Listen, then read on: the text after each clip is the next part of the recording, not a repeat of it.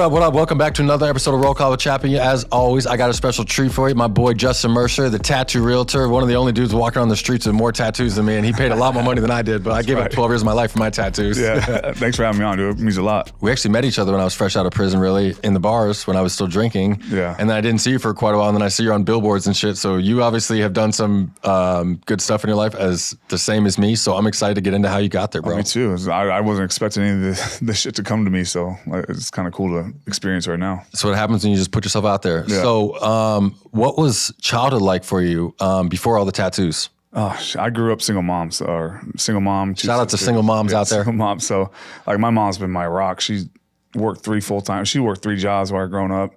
My dad passed away when I was little, so he passed away when I was 8. Sorry to hear that. No, he just wasn't around, and I didn't know the truth of like everything until I got older. So you figure out like how much shit my mom actually went through. For sure. But seeing her grow up, I was a mama's boy, dude. I was picked on all the time. I was small. I was a mama's boy. I was a little pansy. I was short. Like freshman in high school, I was 5'2". Like, no I was way. Small. Okay. Yeah. And then like growing up, my mom worked. She had a full-time job, a night job, and a weekend job. So seeing her just bust her ass. And any siblings? 2. Okay. Yeah. And I've just seen men just like treat her like shit my whole life. Like such a good woman, such a dedicated mom. Like, and just seeing her like, I tell people she bit the bullet. Like seeing her get treated by shit and doing this is what made me who I am. So it's like she had to go through it I'm just waiting till I can work until I can buy her home. Like, oh yeah. My biggest goal in life is to retire her. 100%. That is literally my number one goal in life too, right here, is to get a place at Silverleaf and retire my mom. Bro, but my mom wants the easy shit, dude. She wants to, literally, I'm telling you what she wants. She wants to live in Mesa in a mobile home in a retirement community that has bingo and a community center, so she can just meet. So you're retiring her tomorrow? Dude, yeah, it's like you're not asking for much, mom. She doesn't want like trade her car and you can retire your mom. She doesn't want a house with a Bentley, none of that. She just wants moms are just the best, right? You know, and she'd be happy with the trailer if you were worth $100 million still too. Yeah, and she wants just a little Toyota like SUV. For sure. It's doable at least. She's like, I just don't want a car payment. Yeah. What siblings, brothers, sisters? I got 3 sisters. Oh, damn, 3 sisters and you? Yeah, 3 And then did you play sports growing up? No, dude, I was small. Okay. Yeah. Any trouble? What were you into? I was an asshole. Okay. Were you an outcast in school too? Yeah. Okay. I got picked on a lot, but I was always a class clown. I grew up partly here, then I moved to Indiana for 4 years. Okay. So in that, we were like one of the only white people in the neighborhood. Like we grew up poor, like single mom, dude. Like we can't afford much. For sure. So we grew up in a rough part of town. I got picked on, but it's just like, I wouldn't change any of this shit because it made me value like the way I grew up. It made me like raise my kids differently. When we moved back here, we stayed with my aunt. So we always lived with family. Makes you appreciate things though, too, right? Never like grew up on our own, but we've always had family around. Did you finish high school? Yeah, finished high school. Graduated high school. I think that's the 3rd guest on Roll Call with Chappy that graduated high school. So congratulations. I graduated high school. I did drugs, dude. I was a bad kid growing up. Really? Like, I was never disrespectful. Hard drugs? No, I was a pillhead. Okay. So Oxycontin was the hardest of it, but Oxycontin's heroin. Yeah, for sure. It's the exact same thing. But I got off of that right before my kid was born. Okay. So all through my 20s is when I kind of like was out of school, out of my mom's. Yeah. So what'd you do after high school then? I worked with kids my whole life. So I was a teacher, bro. Stop. Yeah, I was a teacher for 2 years. I worked in a before after school program. I was a mentor, but when did you start getting tattoos? I was getting them when I was teaching, but it was just not on your face and stuff. No, they were all covered. But like when my end of the teaching career, I was at a Title I school, which means 90% of the kids are on free and reduced lunch. So rough schools. So that's cool though. How'd you get into the teaching stuff? I've always wanted to do it. Yeah, I love kids. Yeah, I love working with kids. I started when I was 15. Okay. So 7 years of working with them, doing before and after school programs, I did an intramural sports program, was a tutor, went into teaching for 2 years, but the teachers I was working with, like they were all PhDs, masters, like great teachers, but they didn't know how to work with kids with troubles. So like me growing up the same way these kids grew up, like they resonated with me more. So I ended up I'm 22 years old, bro, running a behavior program for the school for all these teachers that have masters. Wow. Because the kids resonated with me because like, as you know, like, dude, these kids are getting yelled at every day. They're getting treated like shit at their own homes. The last thing they care about is you yelling at them. Yeah. It's just normal for them. For sure. So like me, I come in, I was the biggest asshole the first 3 weeks of school. So I didn't let the kids get away with shit. I was very mean, Setting the very tone stern. for the year? Yeah, but like after that 3 week mark, I cut it. I call it respectful for friendship. Okay. So like once I cut it, and I was like that fun guy, making jokes, laughing, like grabbing kids, like just doing the fun shit. Now you're the friend. But they also know they can't fuck up. So like, and then kids get in trouble, like you can't stand over them. You got to get down to their level, eye level. And then you got to start with positive reinforcement. You got to say something good that happened. Then you tell them what they fucked up. That's what you do. And you end it with something good. Like, hey, fucking Philip, you know. Same thing at the dealership too. Yeah. You would go to berate one of my sales guys or something like that. You berate him, but then you got to pick him back up afterwards. You know what I'm saying? So like, where'd you learn that stuff though back then? How I grew up, dude. Okay. I knew what I did. What worked for you? Yeah. I walked all over my mom. She was a single mom. Like I knew, and I was the only boy. Like I knew I get away with murder, bro. Yeah. So like and real estate too, dude. Like I just take life lessons I learn and try to implement it somewhere else. So like with these kids, it was very easy the way I grew up. Plus at this time I'm bigger. So freshman year of high school was 5'3". Junior year of high school was 5'7", 160 pounds of my license. Okay. Senior year I blew up. Like that's when I started growing up. That's when I started like going through puberty. I did a little, but that's when I started I hit puberty like 22 when I was in prison. Oh, you too. Like from what you went to prison, like I was 144 pounds. Yeah. So I was 160 junior year. Senior year, I graduated 6'1", 220. Like big. Wow. And I ended up playing football after high school. So I always loved football. My dad was a coach. Yeah. So I played when I was little, but they don't have too many positions for 5'2" guys though. No. I was actually a defensive end. So I was small as fuck, still playing defensive end. Damn. But I played football for like 7 years after high school. Okay. So then what do you end up doing with the whole teaching thing? Just no money. I made $32,000 a year teaching. So every other paycheck. So I got paid every 2 weeks. That paycheck was $800. So it's cool that I started work at 7:30. I was off by 2:30. I had all the summers off. So I worked 180 days out of the year. But those paychecks, dude, it's hard to live in Arizona off of $800 every 2 weeks. Oh yeah, for sure. Went into work and driving a semi. And 13 years at PepsiCo. Hold on, take me to the part here because there's so many people that are like in a shitty job and they're scared to make the change or something like that. So like, take me through the whole mindset thing and like, clearly you weren't making money, so it's not that worry. It's like, oh shit, this money's gonna be gone or something like that. But like, what was your mindset? And what made you actually take the chance to take the step to change your careers or something like that instead of just staying there? Because I saw the future, and there's never been money in teaching. There never will be money in teaching. I don't plan on marrying with money, and I didn't want to be. I grew up struggling. Like I don't want to struggle. I don't want to have to like wonder where my next paycheck is, or like if something happens, like you pop your tire or something like that. Seriously. Causes so much extra pain because you're so used to living paycheck to paycheck. Yeah. And I wanted to change, so that's when Pepsi. I started. They paid very well. My roommate at the time worked for them, and I was like, I love kids, I love teaching, but I don't see a future in it. Mm-hmm. And that's when I made the switch to Pepsi to try to make money. Okay, so you start driving trucks? Yeah, it ruined my life. Let's get into it though. Yeah, I like the nitty gritty here, so break it down for me. Dude, it was great. Like at first, like it was just like I'm used to hard work, but then like these days that they have us working, dude, 12-hour days, 13-hour days, they don't care. I used to start work at 4 a.m. I get off at 5 p.m. Takes 45 minutes to get to work. Takes 45 minutes to get home. Like your whole day in life is work. Yeah. Then they call you in on extra days. Like you don't have a choice. So it hit fast. Like, and then the money came. Like the overtime came and all that. That's when I started getting a bunch of tattoos. I was impulsive. So all my checks went in there. I met a woman. Ended up got pregnant, having a kid, having another. How kid. old were you when you had a kid? 27. Okay. So I was at Pepsi maybe 4 years. Making decent money, bought my first home, had a kid.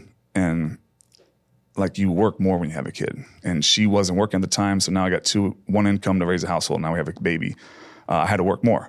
Yep. That cycled through this. And then her and I ended up splitting because I think it is mostly my fault. So we just started actually going to therapy 3 months ago. Okay. And it was hard, dude. The first therapy session, I cried. And I was like, hey, like, it was probably my fault. Like, I blamed her my whole life. But in reality, it's like, I don't know how I would have been married to me. And I think it takes a big step for a man to admit that kind of 100%. stuff. 100%. Like, this woman at the time, like, I hate her. Like, right now, like, it's like her and I are not good.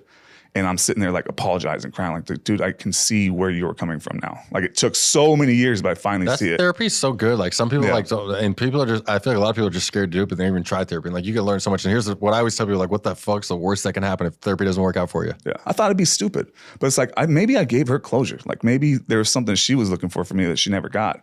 But like we separated in our marriage, and then she dated a guy. We ended up getting back together and had another kid.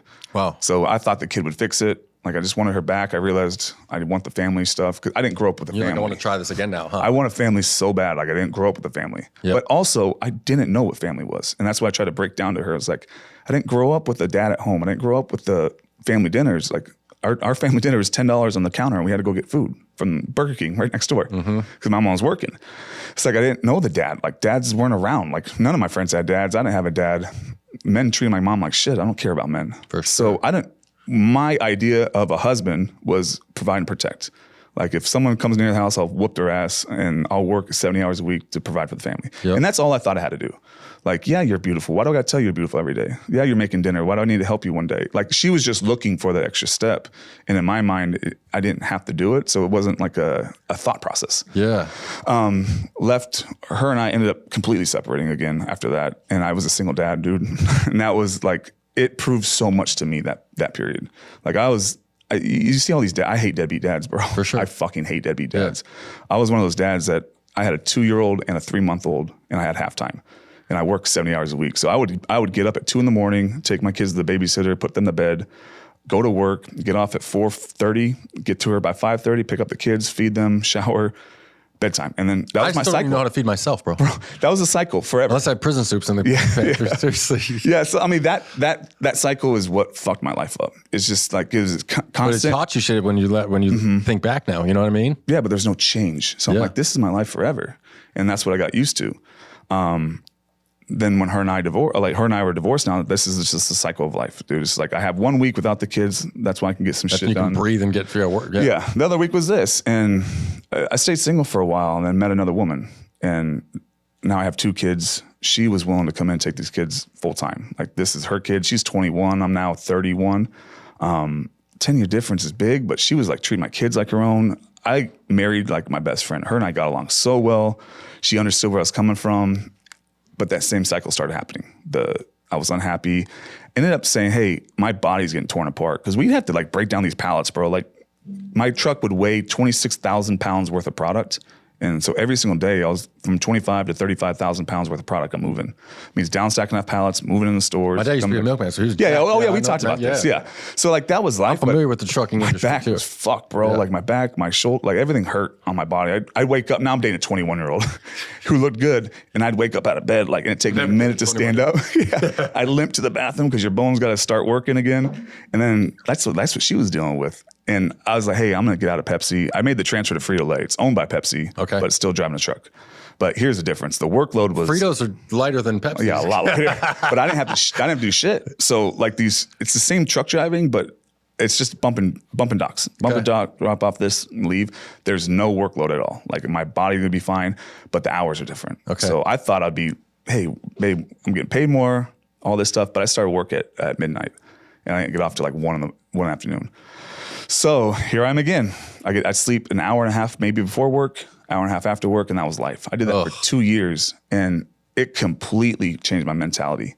Like her and I had great fun like this. I was a miserable fucking I hated my life. Yeah. I would shake driving to work because I knew what the day was going to be. Feeling trapped. If I don't hurry, I can't sleep for an hour before I get my kids. Yeah. Or if there was a car accident. Oh, I bet you were a fun driver on the road. Yeah. It's just, dude, it like fucking tore my life apart. And now I'm sitting here like wishing I was other people. I'd park at gas stations and I'd see a dude get out of Mercedes. And I'm like, why? I'm wishing I'm this dude. How am I not that dude? Yeah. I cannot tell you how many times I saw dudes with nice cars. I'm like, how the... I would literally think, like, if I saw a dude pull up in a new S-Class, I'm like, how in the fuck does that dude seriously have that car? And why are you as a man, like, trying to be another man? Like, we're prideful who we are. Like, I don't want, like, I'm sitting here, I don't even know this guy's background, but I'm wishing I'm him. Like, 100%. I got a beautiful wife and kids at home. I'm wishing I'm somebody else just because of my job. Thing. So it was repetitive. And my mentality was you'll never be anything. You just tattooed your head and face. Like I just kept going and going and going. And by this time, do you have head and face tattoos? Yeah, not all face, but I told my wife at the time, I was like, hey, I want to tattoo my face. But keep in mind, I was doing background work in LA for acting. So I was on Sons of Anarchy. I was on 25 different music videos. I was getting a lot of work, but I have kids here, a life here. I can't move there. So now I'm like, I threw away my dream because I'm still working. For sure. And that really stuck with me and it hurt. Because I'm like, this is the only thing I've ever had fun in life was, and dude, I was getting off work, driving straight to LA for 6 hours, spend the night in my car to do an acting gig and driving straight back and going to work. And that was not work to me. I fucking loved it. I look forward to that. And it came to be like, I can't do this anymore with the time frame and kids. And I had to throw away my dream. And that hurt, dude. It crushed me. So I'm already miserable here. And now I'm just like throwing away what gave me life, right?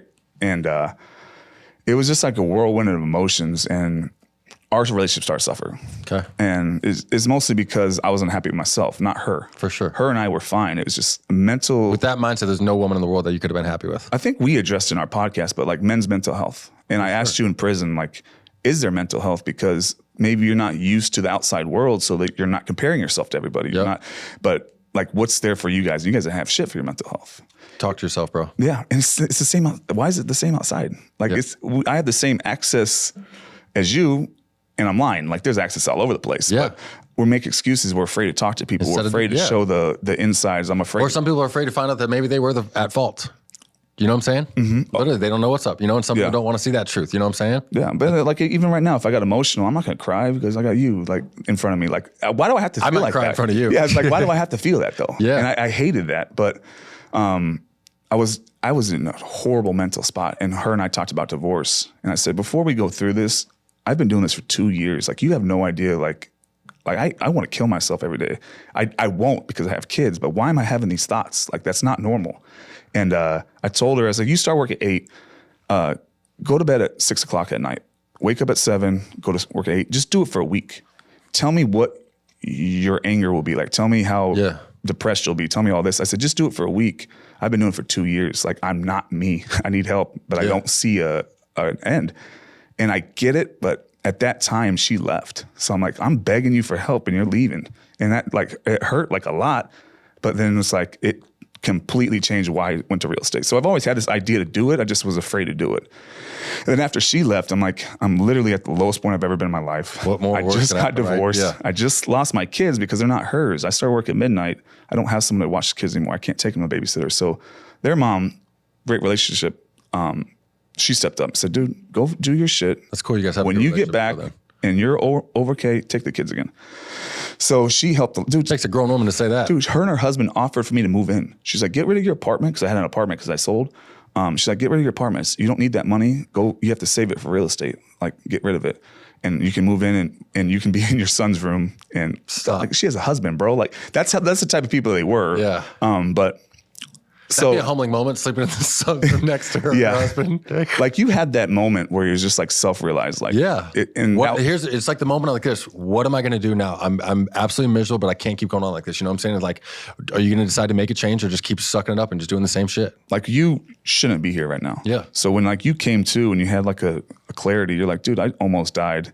What am I going to do? I'm going to go back to that same lifestyle, or am I going to just fucking... I was literally like, I'm done with this shit. I'm going to handle this shit now. You know what I'm saying? I mean, it's all a mindset flip. I think you'll never fail in life because you had that moment, though. Yeah. So I think if you never had that moment, you might have fucked up you could have had this podcast idea and it was going to go good, and maybe you would climb that hill, and right when you're here, about to hit, maybe you just kept getting shit on and you just completely walk away from it. Because I've always been crazy, like a little not scared. Like, I always just play with fire, you know what I'm saying? And like even the 12 years in prison didn't do for me, you know what I'm saying? I literally had to full blown be dead and like be brought back to life to be like, oh shit, all right, that's my wake up call. Yeah. You know what I'm saying? Like, everyone's rock bottom's a different rock bottom. Like, mine was literally like legit death. You know what I'm saying? And even like I said, 12 years in prison for burglary charge didn't do it for me. You know what I'm saying? Yeah. I got out and still just want to party. You know what I'm saying? And it's like, it takes what it takes for some people though. You know what I'm saying? And like, it took me to the fucking very edge. And which is why, like, I always tell people when I'm talking with addicts and recovery, something like that, like my story is even crazier because like, I'm a firm believer that there's different degrees to addicts. You know what I'm saying? And I go to meetings with people like that the dude said he wanted to quit drinking and said he never drank again. You know what I'm saying? And it's like,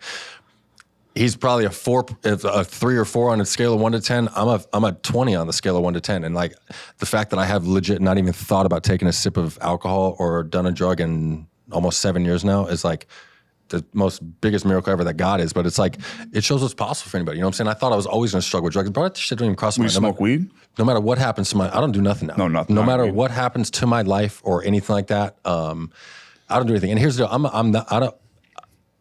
I'm not an anti-weed guy. I think weed's good for a lot of people too. It just is what it is. And yeah, so that's just like where I choose to live my life now. You know what I'm saying? Yeah. So I want to get into this now. So what was the final straw? And the next day, did you just like decide to quit your job and like go figure out real estate? And then how'd you figure it out? Because a lot of people are scared to take the chance because one, like they don't know where the next step is. You know what I'm saying? So like when you decided that, what was your next step the next day too? So I didn't have a plan when I quit my job. It was divorce. That was the catalyst. And like we got divorced on the couch. Like we were laying on couch together watching movies filling out divorce papers, her in my arms filling out divorce papers. Like, why the fuck is that happening? Like, why are these two people getting divorced? Like, it makes no sense. But when she was gone, like, that was the moment, because she was always there, dude. We're filling out, like, we're loving on each other. We both don't want this. But I know, I'm like, dude, I don't know how you're married to me. Like, I hate myself. So on Sundays, when she wanted to go for a walk and hang out with the kids, my first thought was, why are you asking me that? Like, that's selfish of you. You know, I just worked 65 hours. I'm fucking tired. This is my one day I can just try to relax. And in her mind, I'm like, I haven't seen your ass all week. Like, you're always working and then you're always sleeping. Yeah. You don't have any time. And you're always doing that working and sleeping shit. Yeah, but I'm like, I can see, like, it just sucks, dude. It sucks at that moment we were in, because I shouldn't have had that mindset, but I had that mindset because I was toxic. So when she was finally gone, dude, I had to sell my house. So I'm like, I just lost my house. I just lost my wife, just lost my kids. I don't see an end. This is going to be a repetitive cycle because it just happened before, and I don't see it change. I was in the room, corner of my room, crying. Like, I almost committed suicide. Like, I was like, it would be better. Like, my kids would be better off. Like, they don't have this. Like, because I don't want to be, I'm not going to get better. I'm going to get worse. I'm miserable now. Like, and I just lost everything that was bringing me any sort of light. So I was like, I really had those thoughts. Like, I just don't want to be here anymore. But I was just too afraid to do it. My buddy did, who I got this tattoo for, and seeing his family's reaction to it, like, that was breaking my heart. Like, what were my kids gonna, like, get raised with my mom? That's the reason I didn't kill myself in prison. I was like, my mom and brother will never get it. Was just, I was just a pussy. I just didn't want to do it. But I was there. I wanted to be gone and just erase my mind. That's all I wanted. Just whatever's up here, I just want it gone completely. That night, I just said, dude, fuck this. I've always wanted to do real estate. I told my wife I wanted to do real estate, and she was going to loan officer school. So when you're done, I'll try to figure it out later. Like, I'll work my ass off until you're done. But now she's gone, I was like, I had this idea to do it. I'm just going to do it. That was at like 9 o'clock at night. I had to work at 11 that day. So I literally just stayed up, went to work early. I got off work at 1, signed up for real estate school right away. And then the first class was at 5:30 that day, and went straight to real estate school. So I went from wanting to kill myself to work straight to real estate school. And for 2.5 weeks, there's this accelerated course. We could do the 90 hours in 2.5 weeks. For 2.5 weeks, dude, I slept maybe 5 hours in 2.5 weeks. I was taking Adderall.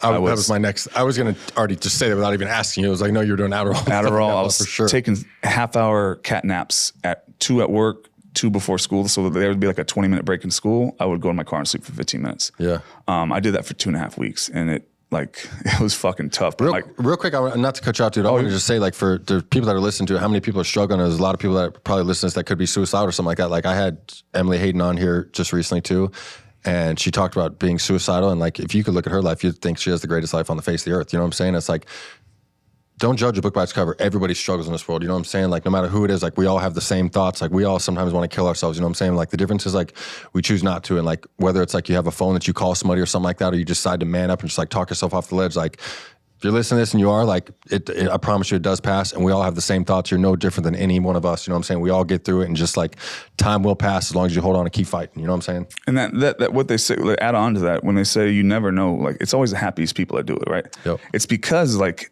they've got to the point where they even thought about it. Then they got to the point where they were thinking about it more. And then they got to the point where they're like, should I really do this? Like, so something's going on in their life. It could even go with curiosity too at the final end. Like, I don't know what it's going to be like. They just gradually get worse and worse and worse and worse. Like, it doesn't get better. Yeah, for sure. So like, if there's a day where I'm just like, dude, I just want to do it. And now fucking Peter calls me fat on the internet. And then some other, like, what's to stop me now, dude? It's like, it's just one more step could just take these people out. You're absolutely right. So like I say, like, bullies and all these internet bullies, you never know what someone's going through in their life. Like, you never know. And they will hide it because they don't want other people knowing. Yeah. And don't ever want to be that one extra step. Oh, absolutely. So like, watch your tone, like, call your friends, because it could be you're that one extra step that they finally took. Absolutely. So, and then I want to do this now, because it's so crazy how well you've done already now too. And like, you're like a genius with marketing. And like, we were at that meeting the other day, and it's like, bro, it's just learning on the fly. You know what I'm saying? Like, we don't know shit. I don't know shit. Like, you're completely self-taught with marketing. And like, we're there. And I was like, I was even listening, because I'm still learning every day. You know what I'm saying? I'm like, listening to you, like, bouncing ideas off this guy. Like, this is what I want to do for real. And it's just like, people think there's like a secret code and everybody has shit all figured out. Like, no one figures shit out. Like, we're just not scared to try shit. You know what I'm saying? Like, how'd you learn how to market? I didn't learn. I still don't know. That's my point. So yeah, everyone just trying different shit and just thinking about cool stuff and looking at things. Oh, maybe I can twist this or something like that. Like people think there's like all these marketers like went to college for marketing. Like there's not a shit that even if you go to college for marketing, it doesn't teach you how to just all of a sudden market a business. You know what I'm saying? It's like you got to learn how to try and just trial and error and figuring shit out. Bro, I was flown to Colorado to do a speaking event with a guy who went to Penn State Business College, marketing major. We were talking about marketing, so I was one of the guest speakers. And the 3 other speakers have degrees, have businesses and degrees in marketing, and I'm on stage. Like I'm like, what the fuck am I doing here? And I bet they didn't look like you, did they? No. But I like when I went up there, I just told everyone, hey, I don't have a marketing degree. I don't know how to brand. Here's what I did. But I think I'm more powerful than these people just because I'm an average Joe. I'm the same person who says I can't do it every single day. And people feel you rather than people and can't relate. They're thinking the same shit I'm thinking every single day. So I give them steps to think differently instead of telling them, here's how you should market. And I think a lot of people in like a marketing world say, oh, you need to do this. I'm like, oh, that's not necessarily true. How long ago was it that you did the real estate school? 3 years ago. Same, so it's only 3 years not that even you've 3 taken years off like this. Yeah. Wow, that's impressive. Yeah, so I didn't think any of this was coming. My goal in my first year of real estate was to sell 5 houses. Okay. The average agent will sell 3 to 5, and I'm like, I'm not average, dude. I've always been the hardest worker ever. Yeah. So I'm like, I'll sell 5 my first year. Having a look that's never been in the industry, I ended up selling 23. So wow. I wasn't expecting to make any money in real estate for 5 years. Second year, I doubled my production. And I'm just like, wow, like I didn't think I was gonna make money for 3, 4, 5 years. So now, but that's also what does that do? If the light goes off in your head and it gives you a little confidence, like, I put all my money back in my now, business. right? Yeah, you're like, all I can do this now. But I started looking what was working. And I know what didn't work, know what worked. What was working and what blew me up in real estate was social media. And it was me going after perception factor and social media. So, but me doing this and saying, holy shit, this just worked. Like that's when I started like taking off, and that's when I started getting more. I've never been confident. I'm the most insecure man you'll ever meet in your life. Like that's when I started. Here, I want to do a funny stage too, because we were both speaking on a stage last week, and we said that too. It's like because we get up there, and I do the same thing, bro. Like I'll talk myself off a ledge the entire drive down here, and the first things I'm like getting going 100 miles an hour because I'm nervous, and it's just like you're super nervous, and you're like almost stuttering with the mic at first, and like shaking, bro. And I'm just like. Still. Yeah, for sure. I got paid to speak and I still do it. And it's like, this is what we do, bro. Like you're doing an event tomorrow that I'm speaking at now too. And it's like, bro, you still get nervous and still shake. It's like, we all go through the same damn struggles as everybody else. Like nobody's different than anybody else. You know what I'm saying? The fact is we just continue to do this shit. You know what I'm saying? And don't be scared of shit. Like I don't mean to keep saying the same shit over and over again, but it's like, I get so mad because people are like, they hate their lives, bro, but they're so scared to take a chance, and they just continue to do the same shit every fucking day and won't change anything. You know what I'm saying? And then they're the same dudes that are looking at our shit and they're like, dude, it must be nice to be called tattoo guy. Yeah, you know it's not nice. Yeah, it must be nice to be Chappy. You know what I'm saying? It's like, bro, they never said that shit about me up until the last few years of my life. You know what I'm saying? Yeah, if I didn't make that change, I wouldn't be here. So it's like, there's just like, everyone has the call and they're just afraid to do it. And they're afraid, like no one's gonna, you try to blame everyone else. I try to blame everyone else. I don't want to do real estate because everyone's gonna judge me. I don't want to, it's like me making excuses for them. They weren't giving it to me. There's no law that says I can't. It's just me tearing myself down. I've been doing this shit my whole life. I've always torn myself down. Like when am I gonna grow the fuck up? Yeah. And start like living how you're supposed to live. But like, I forgot where I was gonna go with that one. But what was your, what did you start? I want to ask you this too. Like, so when you started doing the real estate school, did you have this idea the entire time of branding this shit? And then where'd you like get the ideas for like your catchy billboards and your reels and all that stuff? So my idea for the Tattooed Realtor. Because what you could do, people can get out of prison and do what you did. Yeah. That's my thing. Like you could do this no matter what you want. So like my idea with the Tattooed Realtor came from Byron. Okay. Shout out to the anti-lawyer Byron. But like, it's funny because the first time meeting Byron, I was meeting Brad Pitt. Like this dude changed my life unknowingly. And just to show how real he is, I was at his office yesterday. No joke. He was literally on a deposition doing this, wearing a pink t-shirt and some Nike shorts and some Jordans, bro. Did he have sandals on? No, he was wearing some Jordan shoes, but shorts slung down and a pink shirt, bro, with his client. And there was a client with his son in there too. And I'm like, it's just hilarious, I love bro. Byron. Yeah, he's the shit. But it's funny because he gave me permission to be successful. And he's never talked to me in his life. I was driving back from work after a 14-hour day. And I was stuck in traffic. I'm sweating my ass off. The AC is not even working in my truck. I remember the day like yesterday. Yeah. Me and my girl were fighting. So like I spent the entire day like stressed the fuck out. Like my life sucks. I hate my life. Mad as hell. The worst anxiety. I see a billboard of Byron. And I'm like, dude, why does this guy have success in me and I can't? And I'm like, I didn't take that any further. I just kept asking myself that. But I looked at it and said, that's exactly who I would work with. Like, why can't I be him? And he had just a suit and sleeveless tux, and it said the tattooed lawyer. Yeah. He changed it to anti-lawyer later on. But seeing that billboard gave me permission for success. So it was just like, I remembered it. I looked him up. I was like, dude, that's dope. Like someone neck tattoos and arm tattoos can be a fucking lawyer, right? He's slung back. Yeah. So like, I remember that throughout my career. And then finally, after real estate, I met him and I was like, dude, you have no idea what it means to meet you. And we did a podcast together and he's like, whoa, you know how he is? Yeah. I'm like, no, dude, like, because he's not used to hearing that kind of shit, but that's a celebrity to me. Because I'm like, dude, seeing you have success is why I changed my life, and you changed my kid's life and my future's life just from seeing you have success. So you do mean a lot to some people. It just show you that it's possible. Someone else can do it. You know? Yeah. So that was my idea coming in. So I knew when I said, finally, I'm just going to fucking start real estate school. I had this idea and I was like, I'm just going to brand myself the Tattooed Realtor. I saw him do it with law. I'm just going to try to do the same thing in real estate. And I had that idea forever, but now I'm going to launch in action. So now I'm in school. And most people are like studying and doing all that shit. I'm good at taking tests. Like I grew up, I was smart as hell when I grew up. Yeah, so I'm like, I'll be fine. Like if someone's teaching me something face to face, internet I can't learn. But if you're face to face teaching me, I'm good. And I passed the school and state test the first try. But more importantly, during class, I was branding myself. I was getting business cards made. I was getting my car wrapped. I was getting open house signs made. Like I was getting everything made, branded to me, because in my mind, I have to overcome something as soon as someone sees me. And the Tattooed Realtor brand, it wasn't purposely made to start branding. It was purposely made to cancel an objection before they could object. So like when somebody walked into an open house, because I knew I wasn't going to cold call, because I'm not going to spend 7 months nurturing a client for them to finally meet me in person and be like, what the fuck? Hell? Yeah, and I'm not going to door knock because no one's going to answer their fucking door for me. Yeah. So I knew I was going to do open houses, fear, and social media. So like these open house signs, I didn't want somebody to, like, let's say Keller Williams. I didn't want to have a Keller Williams sign out front. Someone walk in and they're going to see me and they're like, what? They're going to be confused and I have to explain. I don't want to do all that shit. Yeah.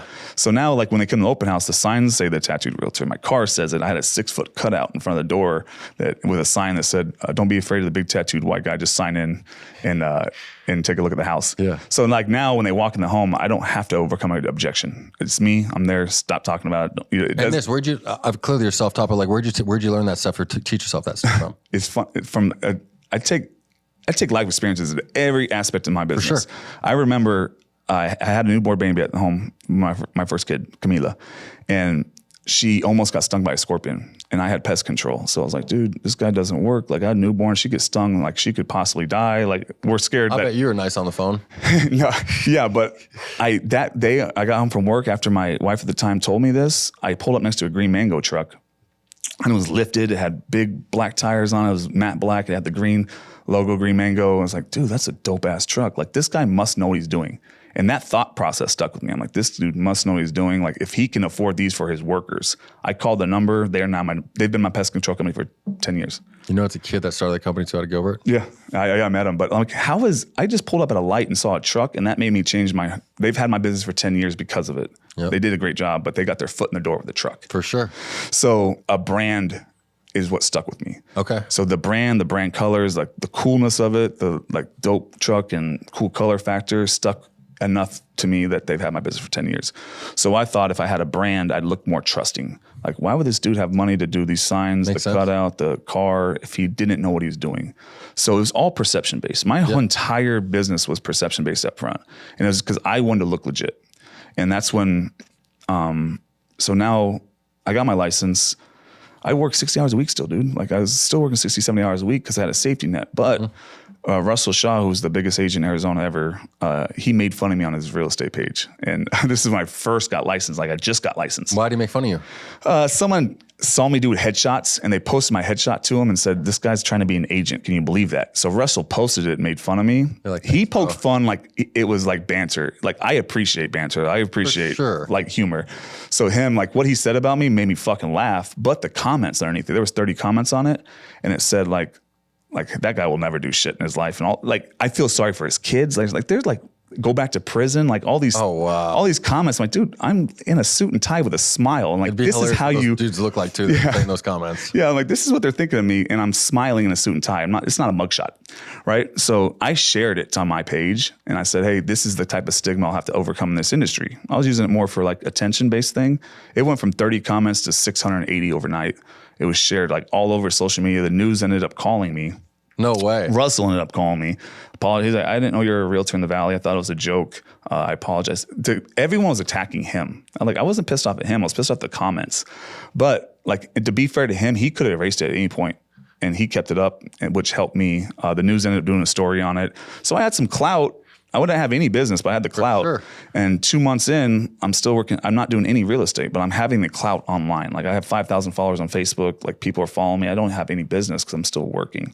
And it took other people around me to say, dude, you need to quit your job and lean into your beliefs. And got to burn the bridges, bro. And my buddy Matt, we were at a bar, and he slammed his hand on the table. He's like, everyone sees your potential but you, and I'm fucking tired of it.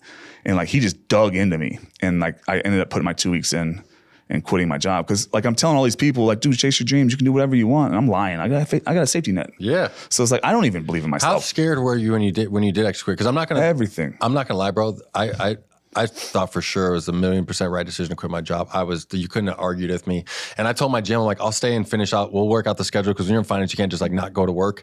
And I was like, I'll stay and finish out the month at least. So I'm not going to leave you empty handed or something like that. And I'm not joking. An hour goes by and I'm like, dude, I'm out of here, bro. Like, I can't even stay here the rest of the day. And I like left.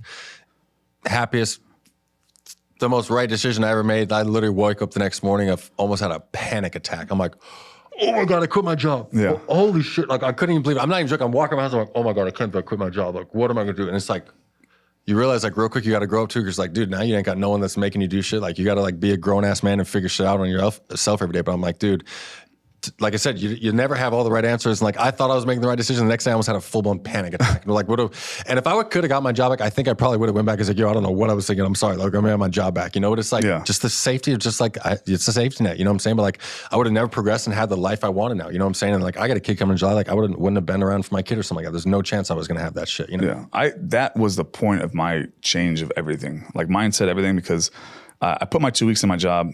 I had one in escrow. Like, I finally got enough business to get one in escrow. As soon as I put my 2 weeks in, that the escrow fell. Oh, there's two of them technically, but they both fell out. So I'm like, I just fucking quit my job. Are you kidding me? Like, this happened the day after my 2 week notice was completely gone from the company. Both my escrows fell out. And then that was February 2020. And then what happened March 2020? Fucking COVID hit. No way. So now I'm like, I have no job, or I have no constant income. I have no pipeline. I have no business. I have two kids that I finally got back. Covered in tattoos. And I'm covered in tattoos. Like, if this doesn't work, I'll just kill myself again. Like, I had the same thought again. Like, I was getting happier, and then I'll just back down. But that point is like, I start this marketing program. It's called Successful Misfits. As you've seen, that's what you're speaking at. It was my 6 steps, not knowing shit, what completely turned around my business. Break them down for the people. So the first one was the real why. It sounds so fucking corny, but like, everyone's reason, the why. Like, that's what's supposed to keep you going, right? The why. So obviously you got to have one, but I stopped making mine about my kids. And because everyone's why is, oh, my kids and my family and my wife and all. I'm like, challenge yourself. That's not your why. Yeah. Because I tore my life apart providing for my kids. I was to the point where I almost wanted to kill. I almost want to kill myself. And I was still telling my kids, I love you every single day. I was still taking them to Disneyland. I was still tucking them in. Like, I was still hugging them, loving on them. Like, if real estate stopped tomorrow, I'll go get 3 jobs to support my kids. Mm-hmm. They're never going to be my why. Like, that's my obligation as a father. Like, they're not going to determine whether I work hard or not. Good, I got to always work hard for them, because you're setting an example for kids. Yep. So they're not my why. What was my why is to shut people up. Like, I see all the stigmas on tattooed people. I see, like, even you, like, people are going to judge you for being in prison. You're never going to do shit with your life. They're just automatically going to know. So I hate stigmas of any kind, not just tattoos. Like, guys, my buddies that play football that have dreads that couldn't get let into clubs because of the way they look. People with piercings, tattoos, colored hair, their sexual orientation, their race, religion. Like, everyone's tearing everyone down completely on an outside perspective. So mine was, there's one thing you can't argue with is success. Like, you could say whatever the fuck you want about me and my image and whatever it is, but if I have this success, like, you have no validity in your comments. Yeah. So that was my goal. My why was to shut people up. That's what I said. But it was to overcome stigma. Okay. The second one was think like a consumer, because now I'm in this business. I'm scared to death. I have 2 kids and I have no business. So I'm like, how the fuck do I get business? And then I start thinking, I sat down and interviewed myself, dude. And then I said, what did you do when you bought a home? And I was like, okay, go back to the mindset when I was buying a home. I used the hot girl at the gym. Come to think about it, I had 8 realtors on I impregnated the hot girl at the gym. But like I had 8 realtors on my page, on my Facebook page. Why didn't I use any of these people? One was a cousin. One was like people I went to school with. I played football with another guy. Why didn't I use any of the people I know? I used the chick I didn't know at the gym because she was hot. But I'm like, I actually bought 2 homes and sold 2 homes through her. So why the fuck did she get my attention, right? She got my attention for something completely outside of real estate. It was just her look.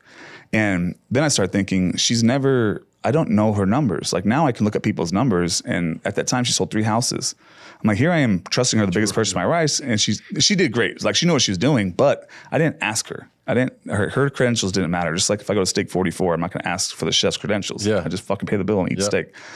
So that stuck out to me as a consumer. So my second step in the business is think like a consumer, because as a consumer, I went back to the pages of the time I bought a home. So I went to my page, or I went to the 8 agents I knew at the time I bought my home, and I looked at what they were posting. So I scrolled through the entire timeline to get to that timeline. And I said, what were they posting that didn't get my attention? 2 of them didn't post at all. 2 of them were posting like market updates and just listed, just sold, market median price, this. Yeah. I'm like, here I am as a consumer not paying attention to this shit because I assumed my agent knew what the fuck she was talking about. Like that was my agent. She knows what she's talking about. So I started thinking social media wise, I don't give a fuck about market updates. I'm not going to do anything to bore people because in reality, real estate's fucking boring. Lending's fucking boring. You guys are trying to make a boring career interesting. It's not working. So my first video I made, I was going to go after, you're going to know I'm in real estate, but I'm only going to make you laugh. And I made this video as in a hot tub, fully suited up with a glass of wine. And I said, ladies, do you love rich men with beautiful houses? Swipe right. And then the camera lady's like, no, Justin, it's not for your Tinder, it's for your open house. But perception-wise, I knew doing an open house at a $3 million mansion was going to get the eyes, right? Because people love rich houses. I do. Yeah. Everyone looks at them, right? And now I'm in a suit and tie making you laugh because I thought it was a Tinder video. That open house got tons of people. I've never seen so many people in an open house. And then not only that, every single day leading up to there, I was getting 40, 50 DMs saying, dude, how did you get that listing? Think like a consumer. They don't know that's not my listing. I'm doing it for somebody else. But perception from the outside in, they think it's mine. So the next week I do it at $1 million house and a $900,000 house. So now all these people are reaching out like, dude, what the fuck? You're on fire now. I thought your brand was a joke. And that's what everyone thought. I was a joke, dude.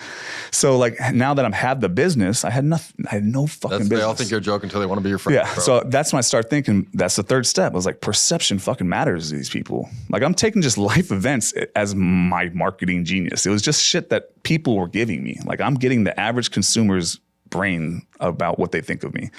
So like they think I'm this millionaire. So a month in of my business, all my friends thought I was a millionaire. I didn't sell one fucking house.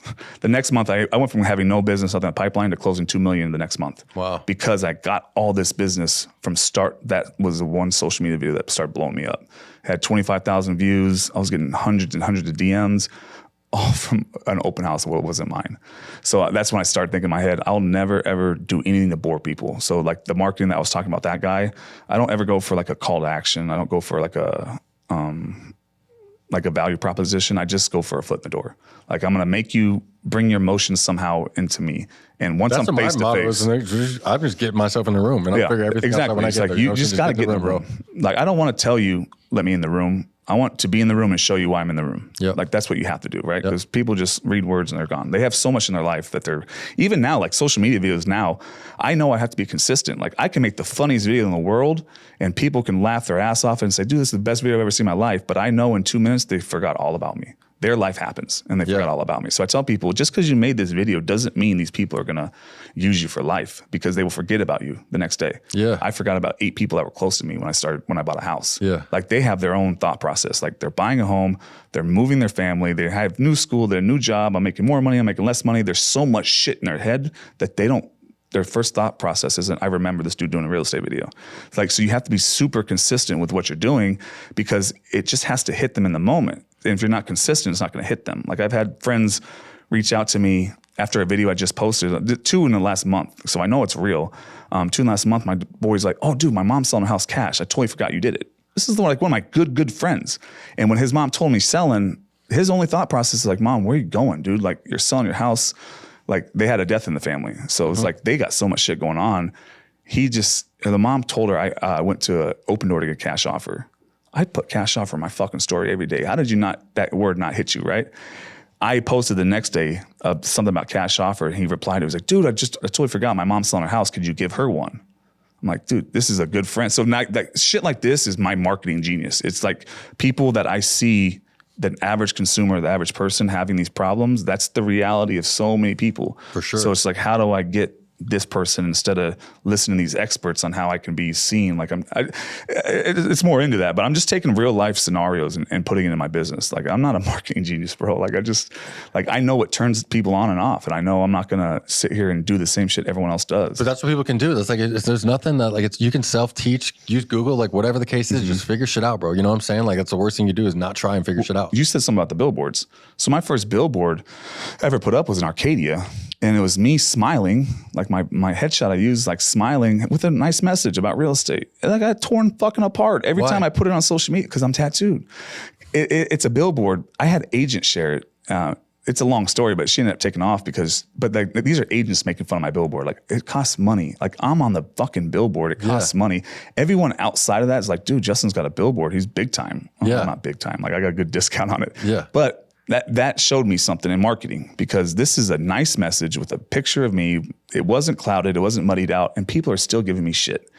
So when people were like, I started making my funny banners or my funny billboards. The first one I put up that was funny was like the NSYNC one. So I put my face on all NSYNC's body, and the top said bye, bye, bye, but B-U-I, B-U-I, B-U-I. Okay. And then it said, are you not in sync with your living situation? Let's talk. So I just played it all like funny shit. Yeah. But like so many people sharing the stories. So having like 300, 400 story shares, but the billboard companies charge me per drive-by. You're not charging me social media videos. That's why I started putting my Instagram on all my billboards, because I want people to share it. You're getting a whole new viewing audience outside of what you're already paying for. For sure. So that showed me a lot, because here I am with a serious message that was getting dogged. Here I am with a funny message that's getting dogged. It doesn't fucking matter what I do. They're not mad at the message. They're mad at the person putting the message out there. And then come to find out, like there's a marketing statistic, you hit 33% of people no matter what. You can be short, fat, ugly, tall, small, beautiful, like McDonald's, whatever. You could be anything, but you're going to hit 33% of people. Okay. And the other 33% will never, ever, ever use you. And the other 33% are just indifferent. They're not out. They're just indifferent. You got to pique their attention. But what too many people do is they change their message or who they are as a person to try to hit the 66% instead of just leaning into these fucking people. Because if you lean into your people, they're most likely to use you, most likely to refer you, 100%. most likely share your shit out. Free referrals, all that. All this stuff like is marketing genius. It's not. It's just like what I learned like through my own business, and I'm still learning. Yeah, like I made marketing mistakes. Like I did commercials, Monday night football commercial, and I spent all this money to make a commercial. Keep in mind, I didn't think I was gonna make money anyway. So all this money's coming in. It was just extra. Free like, money. Well, I'm gonna get a fucking commercial, right? House money. But they told me like, how long are you gonna run it? And I was like, I only can afford to run it like 3 weeks. Dude, commercials are fucking expensive. Oh, I bet. Very expensive. Yeah. And they were like, you can't run it 3 weeks. I was like, that was 3 weeks. It's such a corny message. I purposely made it corny because I remember all the corny shit, the jingles, For sure. Shane Company, every lawyer. Jingle I can sing. Like I remember everything. So I'm like, I need to make it super fucking corny. And they had all these ideas for me. This TV, I'm like, no, I want it super fucking corny. So it's on my page, my first commercial, but they told me don't do it. And I still did it because I'm like, I know better than them, right? And I didn't, dude. All that money was wasted because she's like, people, it's TV especially, they have to see you 4 or 5 times for it to like hit. You don't think because they see you once, you're not memorable. You just shocked them. Now you got to shock them and say, oh, this dude's still around. And then they trust you. So 3 weeks doesn't do that. I thought I can play dude, I'll get one deal within 3 weeks and then can do another one. Yeah. So, I mean, I failed there. But like with the commercial, that's when I started thinking like, what am I going to do commercial wise? But then, you grew up in the Valley your whole life? Well, I don't know how prison is going to change it, but do you know how to get to Shenko?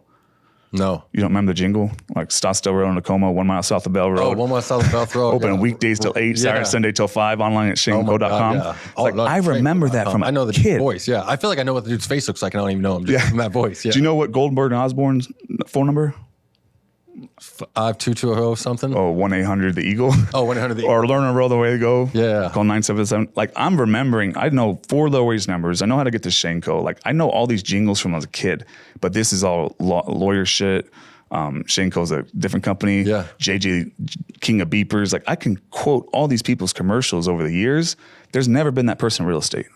So my whole marketing plan was like, how do I become that person in real estate? So it's not to get my foot in the door. It's not to get business. It's not to get the leads. All it is I'm trying to become the local celebrity that I grew up knowing. Yeah. Because that in itself will be a lead gen lever. Like when I got engaged, I went to Shenko. I've never fucking been there in my life. I went there because it was ingrained in my brain for years. For sure. And that was the first place I knew. You're like, where am I going to go? Shenko. Probably I know exactly how to get there. Yeah. I didn't even have to Google exactly. Maps. So it's like they got my business for life off a commercial I've been hearing since I was a kid. Yeah. And when I started thinking like, who's that in real estate? Like there's not, Russell Shaw's the only one because he has all those commercials and radio that I want to be your realtor. Yeah. But that shit stuck out with me.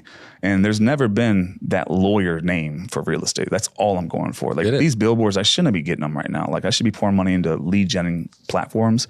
But me, I'm more just, I want to become the local celebrity because in itself, being a name is a business. For sure. And that's all I'm going for. I didn't think it'd happen in this quick. Like I didn't think I'd be there in 3 years at all. To me, I'm still supposed to be broke. Yeah. I'm still supposed to be struggling and grinding, trying That's to what build happens. You get out of the bars, bro. You know what I'm saying? Yeah. Hanging out at a sandbar no more. You know what I'm saying? Yeah. We both left that place. But lucky for me, I could put in that room we were in yesterday or 2 days ago. And like you, like I've met so many people, like it's going to be hard to fail because I have so many people that I'm learning from right now. Now it's like, dude, I go to meetings and I'm like, dude, how am I even here? You know what I'm saying? What's the most fulfilling thing in your life to this day? The first billboard. Didn't mean to catch you off the track. No, first billboard showing my mom. So I got a billboard put up and I went and picked up my mom and said, I got to show you something. And I got off the freeway, drove by, and I didn't tell him what it was going to be. I just like drove, and my sister was in the back seat. She's like, oh my God. And my mom was like, what? And she looked, and there's my first billboard. Was that? And she's like, and she's just like, she went silent and she started like crying and she's like, oh my God. And she started like cheering, and then like the cheering and happiness stopped and she just started bawling. And she's like, I'm so proud of you. Like, yeah. Like, dude, I cried. The thing I tear up thinking about it. Yeah. But like seeing how. I'm not gonna cry. Yeah. Well, this moment, like, I'm like, this woman like sacrificed her whole life for me. And like, I just made her cry. I cheer up for it. But like that moment right there is like, it always stuck out for me. And none of this shit happens if you don't take a chance when you stay stagnant. Yeah, she didn't think I could ever be that because like we're just used to the system, dude. There's never been anyone. And what you said stuck out to me so much because that's what I tell everyone. They're like, what are you in it for? You want to build this? You want to build that? I was like, first of all, I just want to change my family tree. Like I want to be that person in my family tree that everyone looks up to and says, I'm related to that guy. Yeah. Like I don't have that. There's never been like the millionaire, successful guy, the famous guy. There's nothing. Our family tree has a lot of alcoholics, got a lot of drug addicts, got a lot of like abusers. Like I made 6 figures out of prison. I was the second person in my family to make 6 figures. That's crazy, bro. Yeah. Like I made more money I made in my entire life than anyone I know put together last year. Yeah. Like that's a problem. And I just want to be that person in my family tree. So like seeing like the mom and all that kind of stuff, like that's my motivating factor. And that's the biggest fulfillment was seeing the woman. The only reason I'm here right now is because of you, Mom. Like the only reason I have the work ethic I have is because I saw you get shit on your whole life. Sure. So like I truly mean that. Like she had to bite the bullet for all of us to change our lives, and she did it humbly, and I want to like repay her for that shit. Dan, dude, what a perfect way to end it right here. Thank you so much for being here. Yeah, thank you guys for tuning into another episode of Roll Call with Chappy. Do me a favor, let them know where everywhere to find you and all your links and stuff. Call Tattoo, pretty much on everything. Yeah, Instagram, TikTok, YouTube, all that kind. Call Tattoo. All right, you guys have an awesome week. Thanks for tuning in again.